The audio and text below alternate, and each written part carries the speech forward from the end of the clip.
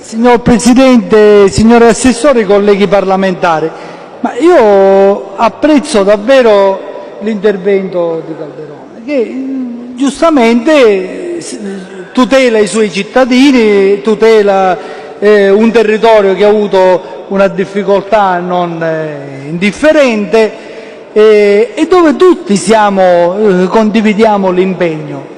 Però, caro collega Calderone, rispondendo al collega del mio partito Barbagallo, c'entra poco, perché non è che i danni vengono trattati in agricoltura in base a quando sono accaduti. Ma se io voglio utilizzare lo stesso parametro che lei ha utilizzato, quello là del tempo che è trascorso, cioè questo è un problema importante ed è trascorso troppo tempo. Veda, fermo restando che siamo tutti d'accordo su questo problema di Barcellona, che lo dobbiamo affrontare, però io provengo da un territorio, Vittoria, lei c'è stata a Vittoria, ci sono le serre, l'agricoltura, purtroppo in quello stesso periodo ci fu un anno dopo. No, un anno, 2012. No, lei mi deve fare una cortesia, almeno deve essere preparato. Marzo 2012, quindi un anno dopo. Il ciclone Athos ha distrutto le attività agricole e serricole di quell'area. Ce le ha distrutte.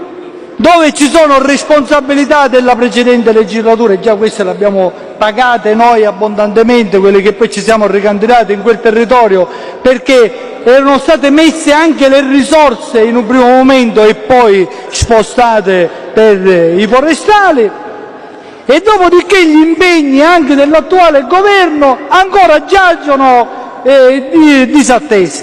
Quindi io le dico che così come Barcellona Pozzo di Gozzo deve essere attenzionata, così ci sono tante altre emergenze di quel tipo.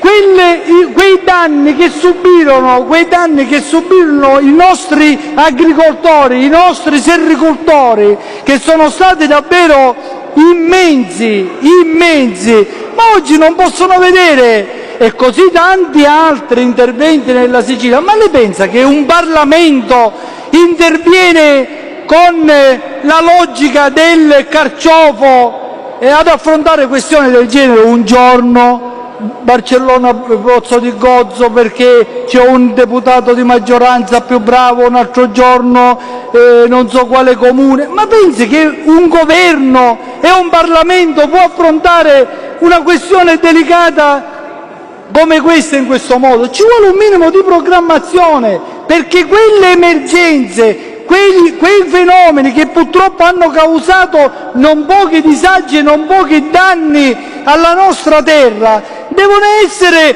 affrontati con progettazione, con determinazione, o se no si chiamano marchette.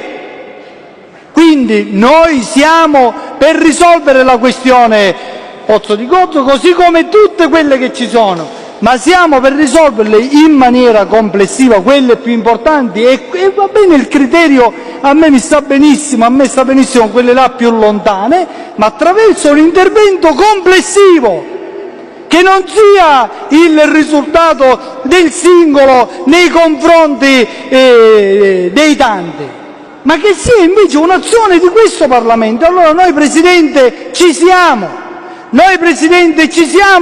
con questo governo se vuole affrontare la questione danni in maniera complessiva senza lasciare indietro nessuno. Ma davvero è aberrante affrontarla in questo modo, e noi ci opporremo in tutti i modi, perché questo è un capriccio.